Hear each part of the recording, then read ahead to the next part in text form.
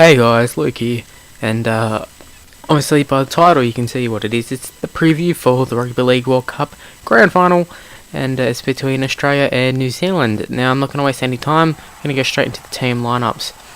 Now they've both named 19-man squads, I'm pretty sure, and we're going to start off with Australia. But Cameron Smith, the captain, Greg Bird, Darius Boyd, Daly Cherry Evans, Cooper Cronk, Andrew Fafita, Jarryd Hayne, Paul Gallen, Greg Inglis, Brett Morris, Nate Miles, Josh Papali, Corey Parker, Matthew Scott, Billy Slater, James Tamu, Bren Tate, Sam Thaiday, and Jonathan Thurston. Now, my prediction on what the team's going to look like, it'll probably be Billy Slater obviously at fullback.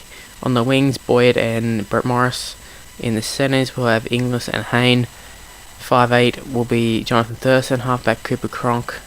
On the props, what I'd say would be the normal ones, Tamu and Scott. I don't know why I couldn't think of that. The hooker, Cameron Smith, obviously captain. Second row is where I'm not too sure on, but it'd probably be like Bird and Thaiday, and then Paul Gallen at lock. On the bench, I'm not entirely sure about the bench. I think Corey Parker might drop off. It's him. Well, it's either Parker, Papali, or Miles to drop off. Brent Tate will drop off as well from the extended bench. Because Cherry Evans will be in there. It kind of make... I don't know. It's probably more down to Papali and Parker, but personally, as much as I like Corey Parker, I just go for the impact of Papali for the final. But, I mean, you can go for... Parker because of how consistent he is, and you know you're going to get a good performance, so maybe that's something that they'll consider when picking the side. But we're going to get straight into the New Zealand side now. So they've also named 19-man squad, like I said before, and it includes Jesse Bromwich, Greg Eastwood, Kieran Foran, Alex Glenn, Bryson Goodwin, Shaun Johnson, Sam Casiano, Kevin Locke, Isaac Luke, Simon Mannering, who's the captain, Ben Madalino, Jason Nightingale, Frank Paul Nuasala, Elijah Taylor, Roger Tuivasa Sheck, Manu Vatavai, Jarryd Warea-Hargreaves, Dean Vare, and Sonny Bill Williams. Now their lineup will probably be to what it's been like. They've had a pretty consistent side. So Kevin Locke probably be their fullback, wingers Tuivasa Sheck and Vatavai, centers Vare and Goodwin, halves be Foran and Johnson. Props, I think the props like to start off would be Bromwich and Hargreaves. Hook will be Isaac Luke, obviously. Second row would be Sonny Bill, and I think Simon Mannering might slot into the second row with Big Frankie Pritchard not being able to play. Very disappointed for Frank, but he did the unselfish thing and didn't want to risk needling up and not being able to play 100%. So then with Mannering moving from lock to second row, and you may be thinking, if you haven't really seen too much in New Zealand, you think why is Mannering switching from lock to second row? It's just because they had a lot of... Well, they wanted to play Pritchard and Sonny Bill and Mannering in the same side, and they decided Mannering's more of a lock out of those three. So lock, I think, will be Elijah Taylor. He'll come straight into the lineup. I think that's what happened in the semi-final. And then the bench will probably be Casiano, Nuasala, Madalino, and Alex Glenn probably. And then Greg Eastwood and Jason Nightingale will drop off. I really wish Greg Eastwood would play. And if I was a New Zealand fan, I'd be wanting Greg Eastwood to play. I mean, I've never seen Greg Eastwood play bad in a big game like this.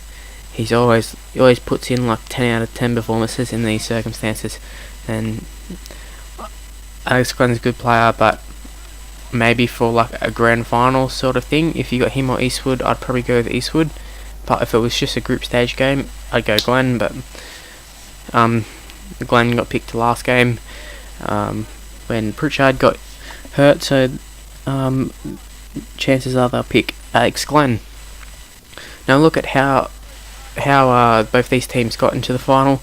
Australia, though, in Group A with England, Fiji and Ireland, and they were undefeated, defeating all of them. Just look at like the actual scores. They beat England 28-20, They then beat Fiji 34-2 and then beat Ireland 50-0. Very dominating performances. Then Australia went on into the finals. They versed USA first. They won 62-0. Very comfortable performance.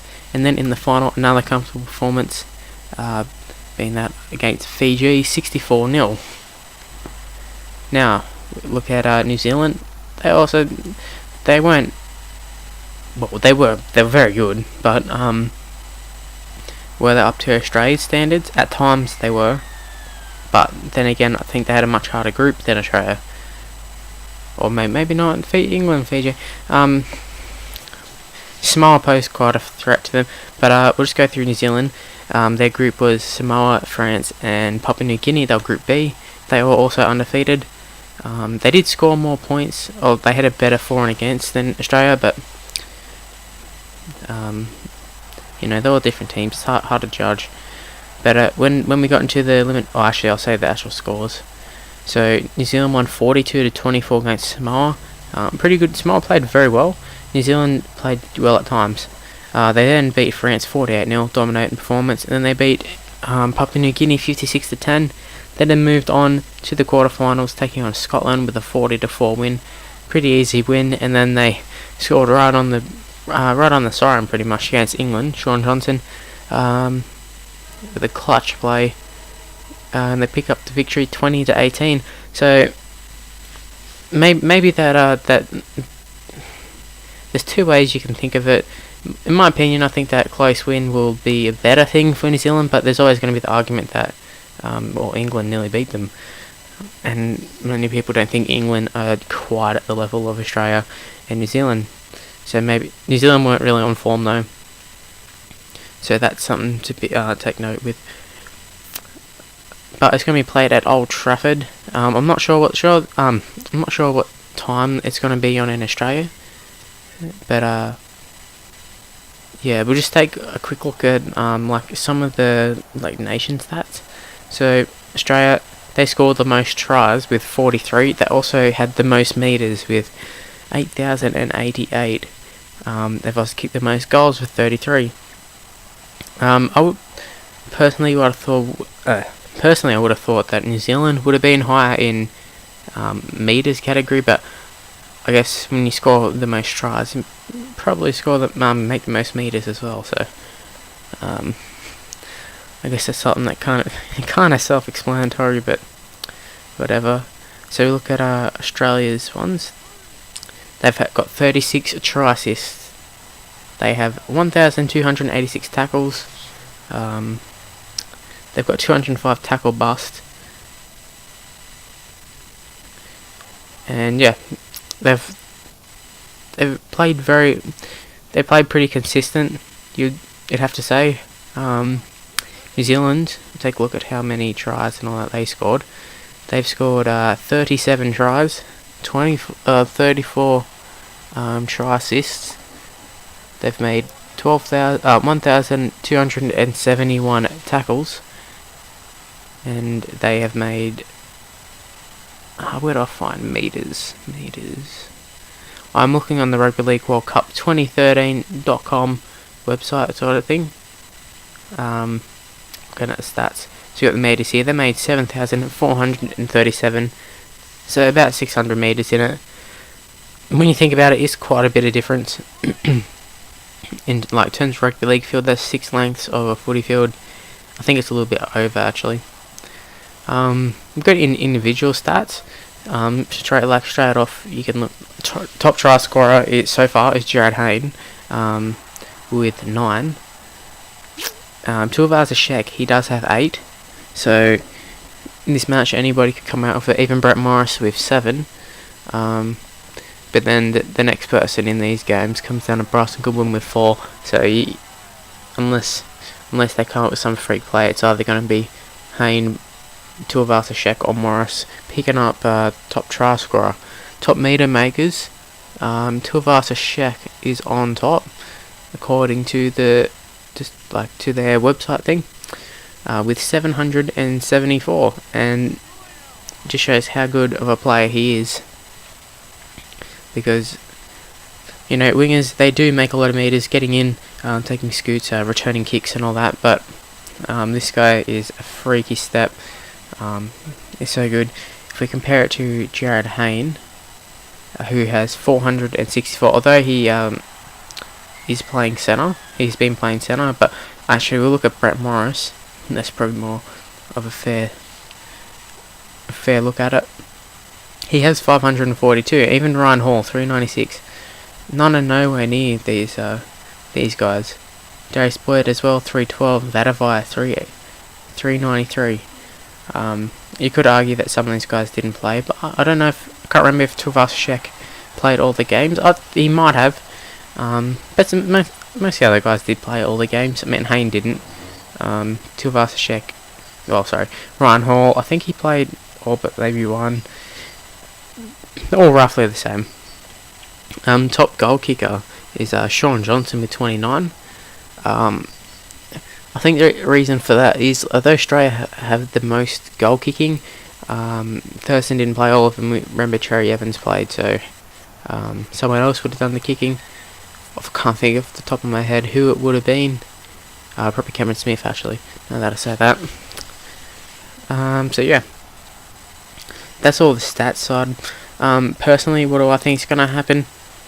Well, I'm Australian. I'd really like to see Australia win, but at the same time, I don't want to see them win, because I think they've been very cocky this World Cup, and the fact that nobody's really challenged them has just furthered their egos and all that.